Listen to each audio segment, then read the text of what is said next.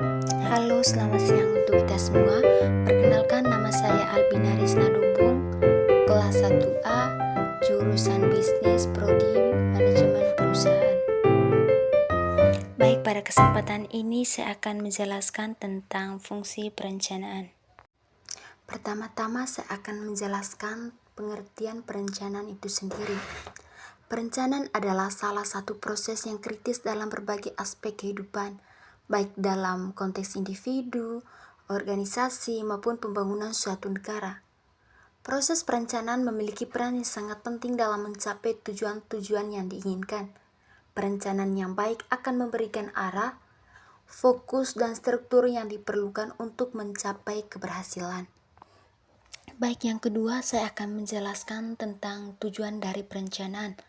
Tujuan perencanaan itu ada beberapa, yaitu untuk mencapai tujuan dan sasaran, pengorganisasian dan pengarahan, alokasi sumber daya, mengidentifikasi risiko dan peluang, pengambilan keputusan yang terinformasi, pengendalian dan pengawasan, efisiensi dan produktivitas, peningkatan kualitas, ketepatan waktu, pengembangan strategi, keselarasan, dan koordinasi. Itu beberapa tujuan dari perencanaan.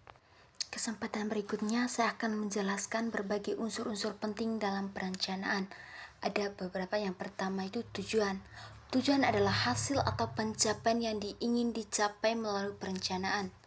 Tujuan yang jelas dan terukur sangat penting karena mereka menjadi fokus utama perencanaan. Yang kedua, informasi dan analisis.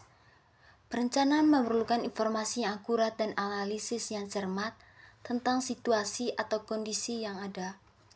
Informasi ini digunakan untuk membuat keputusan yang terinformasi.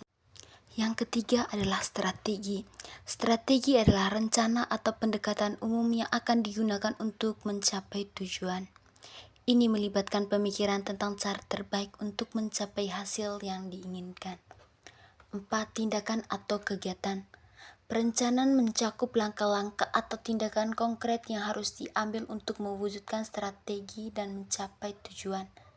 Ini adalah implementasi dari perencanaan. Yang kelima adalah sumber daya. Perencanaan harus mempertimbangkan sumber daya yang diperlukan seperti uang, waktu, tenaga kerja, dan peralatan. Alokasi sumber daya yang tepat adalah bagian penting dari perencanaan. Yang keenam, jadwal atau waktu. Jadwal adalah pengaturan waktu yang mencakup kapan setiap tindakan atau kegiatan akan dilaksanakan. Ini membantu dalam mengatur prioritas dan menghindari tumpang tindih. Yang ketujuh, evaluasi dan pengawasan. Evaluasi adalah proses pengukuran kemajuan terhadap tujuan yang telah ditetapkan. Pengawasan melibatkan pemantauan pelaksanaan rencana dan perubahan yang mungkin diperlukan. Yang kedelapan, penilaian risiko. Identifikasi risiko dan masalah yang mungkin muncul selama pelaksanaan perencanaan adalah langkah yang penting. Ini memungkinkan perencanaan untuk merencanakan tindakan korektif atau rencana cadangan jika terjadi masalah. Baik, kesempatan berikutnya kita akan masuk ke dalam jenis-jenis perencanaan. Jenis-jenis perencanaan ini ada beberapa. Yang pertama, perencanaan strategis. Yang kedua, perencanaan taktis. Yang ketiga, perencanaan operasional. Yang keempat, perencanaan keuangan. Yang kelima, perencanaan pemasaran.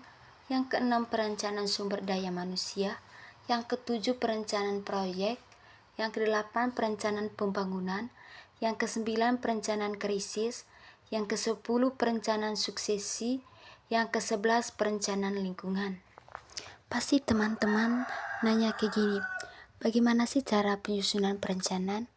Baik, saya akan menjelaskan cara proses penyusunan perencanaan, yaitu proses penyusunan perencanaan mencakup langkah-langkah seperti identifikasi masalah atau peluang, penetapan tujuan, pengembangan strategi, penyusunan rencana tindakan, alokasi sumber daya, pelaksanaan, pengawasan, dan evaluasi. Itu cara penyusunan perencanaan. Baik, kesempatan berikutnya kita masuk ke dalam fungsi-fungsi manajemen lainnya. Ada berapa? Yang pertama, pengorganisasian. Yang kedua, pengarahan. Yang ketiga, pengawasan. Yang keempat, pengarahan. Yang kelima, komunikasi. Yang keenam, koordinasi. Yang ketujuh, pemotivasian. Baik, sekian dulu presentasi dari saya berkaitan dengan fungsi perencanaan. Terima kasih.